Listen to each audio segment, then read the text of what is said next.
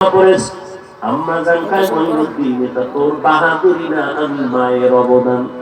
খাজা মাইনুদ্দিন চিশতি আজমিরি কয়, মা কি তোমার অবদান? মা তুই ফোঁটা চোখের পানি ছেড়ে বলে, বাবা তুই যেদিন আমার গর্বে আসছো, আমি মা ওই দিন থেকে যায় নামাজে সারা রাত কাটাইছি। রাতের গভীরে সিজদায় পড়ে কান্না করেছি আর বলেছি, হে মালিক, আমার সন্তানটাকে তোমার ওলি বানাইয়া পাঠাইও।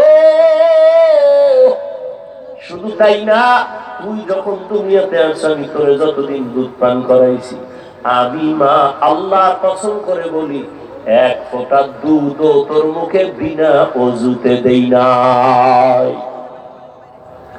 যেই মা বাচ্চাকে বিনা অজুতে দুধ পান করায় না, ওই সন্তান ভালো হবে না। তুমি গাঞ্জাখোর, কি ভালো হবে? আরে আম্মা জান, আপনারা তো খাজা মাইনুদ্দিনের মায়ের মতোই তো দামি মা। আপনারা তো সাহাবায়ে কেরামদের মায়ের মতো মা। আপনারা তো আয়েশা রাদিয়াল্লাহু আনহার মতো দামি নারী, ফাতেমা রাদিয়াল্লাহু আনহার মতো দামি নারী, খাদিজা রাদিয়াল্লাহু আনহার মতো দামি নারী। আরে আম্মা জান, কেন পারেন না আপনারা পর্দা করে স্বামীর মাল হেফাজত করবেন? এই অঞ্চলে আপনার মতো বহু মহিলা আছে, খবর নেন। 5 ওয়াক্ত নামাজ পড়ে, বেপরদায় চলে না, মোবাইলে চরিত্র বিক্রি করে না, স্বামীর মালের খেয়ানত করে না, সন্তানগুলো দিনের পথে চালানোর জন্য চেষ্টা চালায়। মা আপনি কেন পারবেন না? কয়দিন আর দুনিয়ায় থাকবেন? ভালো একটা আদর্শ ডাক্তার সন্তান যদি রেখে যান, ওই সন্তান আদর্শবান বানায় যাবেন। ডাক্তারি করবে, ফাঁকে ফাঁকে কোরআন তেলাওয়াত করবে, নামাজ পড়ে মায়ের জন্য দোয়া করবে। আরে আম্মা জান, অনুরোধ করে বলি, আপনার সন্তানকে ডাক্তার বানাবেন, ইঞ্জিনিয়ার, প্রফেসর বানাবেন, বেয়াদব বানাবেন না। সন্তানের আচরণে কোনোদিন যেন মা বাবা কষ্ট না পায়।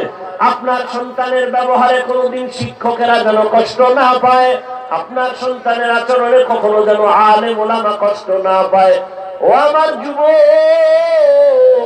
এখনো সময় আছে, তওবা করে নাও।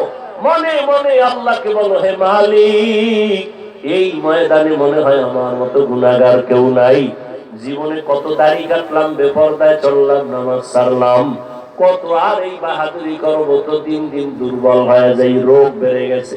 কোন দিন যেন মরণ আসবে। আল্লাহ তওবার নিয়ত করতেছি, আর নামাজ ছাড়বো না, দাড়ি কাটবো না, বেপরদায় চলবো না।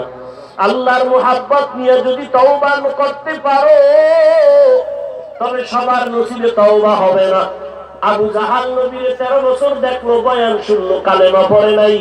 আর ওমরের মতো বান্দা 27 বছর বয়সে নবীরে জবাই করতে গিয়ে কালেমাওয়ালা হয়ে গেল। ঠিক এই জমিন আবু জাহালের মতো কিছু নিমক হারাম, হাজারো বয়ান শুনবে, তারপরও তওবা করবে না।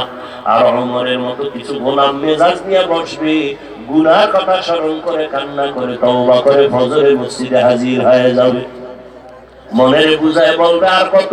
জীবনে তো কম দাড়ি কাটলাম না, পার্কে পার্কে কম ঘুরলাম না, এখন আর কত ঘুরবো? তওবা করিয়া নিলাম, আর পার্কে যাব না, গুনাহ করব না, মোবাইলে অপরাধ করব না, নামাজ ছাড়ব না, মা বাবার সাথে বেয়াদবি করব না, শিক্ষকের সাথে বেয়াদবি করব না, উলামায়ে কেরামের নেক নজর আর দোয়া নিয়ে নবীর পরামর্শ, নবীর সুন্নাত অনুযায়ী চলবো।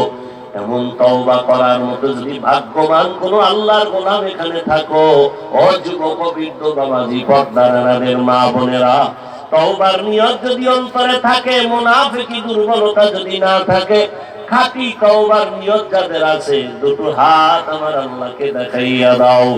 আয় আল্লাহ, হাতগুলো কবুল করে নেন, তওবা কবুল করে নেন, তওবার উপরে মজবুত হইয়া চলার মতো তৌফিক দান করেন। আমিন। আলহামদুলিল্লাহি রাব্বিল আলামিন, ওয়াসসালাতু ওয়াসসালামু আলা সাইয়্যিদিল আম্বিয়া'i ওয়াল মুরসালিন ওয়া আলা আলিহি ওয়া